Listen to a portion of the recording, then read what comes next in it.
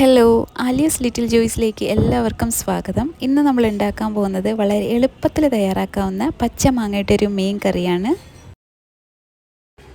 അപ്പോൾ ഇതിന് വേണ്ടിയിട്ടൊരു മിക്സിയുടെ ജാറിലേക്ക് 2 കപ്പ് ചിരകിയ തേങ്ങ എടുക്കാം. ഇനി ഇതിലോട്ട് 2 ടേബിൾ സ്പൂൺ മുളക് പൊടിയും 3/4 ടീസ്പൂൺ മഞ്ഞൾപ്പൊടിയും 1 ടീസ്പൂൺ കുരുമുളക് പൊടിയും 1/2 ടീസ്പൂൺ ഉലുവ പൊടിച്ചതും ചേർക്കാം.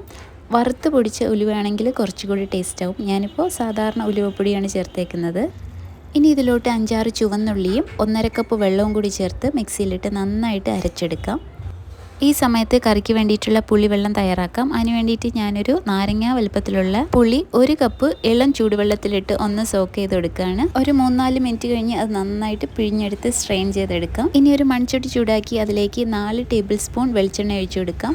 എണ്ണ ചൂടായതിനു ശേഷം 1/4 ടീസ്പൂൺ ഉലുവയും 3-4 ഉണക്കമുളകും ചേർത്ത് നന്നായിട്ട് പൊട്ടിച്ചെടുക്കാം. ഇനി നമുക്കിതിലോട്ട് അരപ്പ് ചേർത്ത് കൊടുക്കാം. ഇനി ഈ കറിയിലോട്ട് നമുക്ക് പച്ചമാങ്ങ ചേർത്ത് കൊടുക്കാം. ഒരു പച്ചമാങ്ങ ചെറുതായിട്ട് കഷ്ണങ്ങളാക്കിയത് ചേർത്ത് കൊടുക്കുകയാണ്. ഇതിലോട്ട് 3-4 പച്ചമുളകും കൂടി ചേർത്ത് കൊടുക്കാം.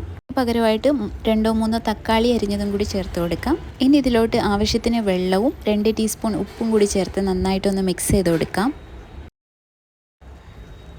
ഇനി നമുക്കിതിലോട്ട് ക്ലീൻ ചെയ്ത് വെച്ചിട്ടുള്ള മീൻ ചേർത്ത് കൊടുക്കാം. 1/2 കിലോ മീനാണ് ചേർത്തേക്കുന്നത്.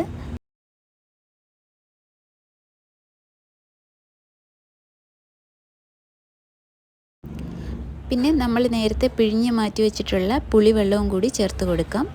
പുളിവെള്ളം ചേർത്തതിന് ശേഷം ഇത് നന്നായിട്ടൊന്ന് തിളയ്ക്കുന്നത് വരെ അടച്ചു വെച്ച് വേവിക്കാം.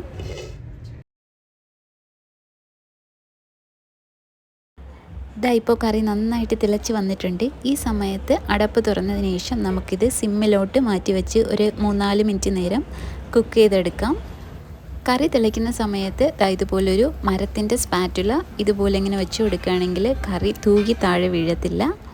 ഒരു 4-5 മിനിറ്റ് സിമ്മിലിട്ട് വയ്ക്കുമ്പോഴത്തേനും കറി നന്നായിട്ട് വെന്ത് വരും. ഇനി നമുക്ക് സ്റ്റൗ ഓഫ് ചെയ്തിട്ട് ഒരു 10 മിനിറ്റ് കഴിഞ്ഞിട്ട് സെർവ് ചെയ്യാം.